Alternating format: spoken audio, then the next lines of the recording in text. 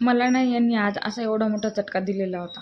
आता हा चटका का दिला ना हे तुम्हाला बघायचं असेल तर व्हिडिओ नक्की शेवटपर्यंत बघा, म्हणजे तुम्हाला कळेल. आज ना मला माझ्या स्वतःचाच राग येत होता. कसं काय काय माहिती ना, मी गावाकडून आले ना तर एवढा लाँग व्हिडिओ शूट केला होता आणि त्याच्यात परत ना 1-1.5 तासापासून त्याला एडिटिंग वगैरे केली. सगळा व्हिडिओ मस्त एडिट केला, व्हॉइस ओव्हर केला, सगळं केलं. अपलोडिंगला टाकला पण स्टोरेज फुल झालं, त्याच्यामुळे व्हिडिओच्या क्लिप्स डिलीट केल्या आणि मग काही तो व्हिडिओच अपलोड होत नव्हता.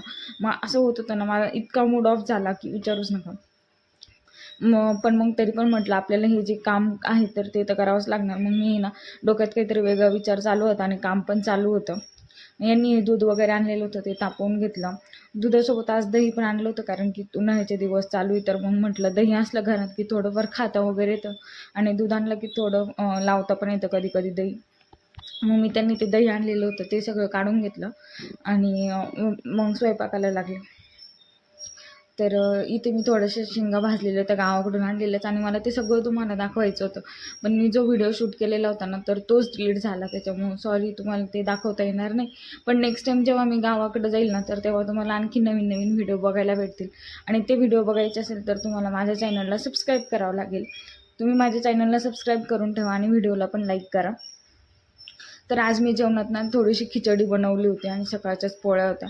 मग त्याच्यासोबत खाण्यासाठी मी पापड वगैरे पण तळलेले होते आणि मग यांना पापडाचा खुडा खूप आवडतो, तर मग मी तो पापडाचा खुडा करून दिला. त्याच्यात थोडं लाल मीठ तिखट टाकलं ना तर छान लागतो खायला. आणि मी खिचडीच खात होते, कारण की खिचडी म्हटलं की माझी खूप जीवाच्या आतली गोष्ट आहे.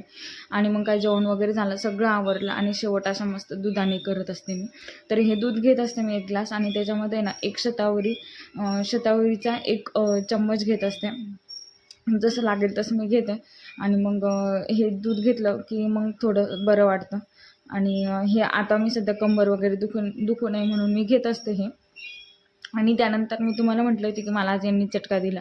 तर माझं झालं असं की मी ना काम डोक्यात काहीतरी विचार वेगळे चालू होते आणि काम काहीतरी वेगळं चालू होतं आणि त्यात काय झालं, ते पापड वगैरे तळत असताना ना माझं त्या हातावर उडालं आणि हे मला म्हणत होते की तू अशी कामं करते ना जसं काही लोकांना वाटेल मीच तुला चटके देईन.